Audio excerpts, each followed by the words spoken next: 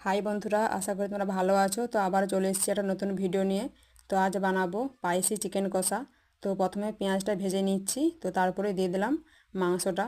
তো মাংসটা দিয়ে নেড়ে চেড়ে তো দিয়ে দিচ্ছি লবণ, হলুদ গুঁড়ো, লঙ্কা গুঁড়ো।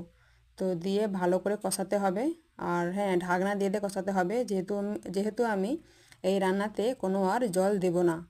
তো ভালো করে নেড়ে চেড়ে তো দিয়ে দিচ্ছি ঢাকনা। তো দেখুন কতটা জল বেরিয়ে গেছে। তো তারপরে দিয়ে দেবো আমি আদা রসুন বাটা। তো আদা রসুন বাটাটা দিয়ে ভালো করে কষাতে হবে যতক্ষণ না মাংসের জলটা শুকনো হয়ে যায়। তো দেখুন এভাবে কষাতে কষাতে জলটা পুরো শুকনো হয়ে এসছে আর সাইড থেকে তেল ছেড়ে দিয়েছে। তো তারপরে আমি দিয়ে দিচ্ছি মিট মশলা আর গরম মশলা। তো নেড়ে চেড়ে নিলেই রেডি স্পাইসি চিকেন কষা। তো যদি ভিডিওটা ভালো লাগে অবশ্যই আমাকে সাপোর্ট করো, আমার পাশে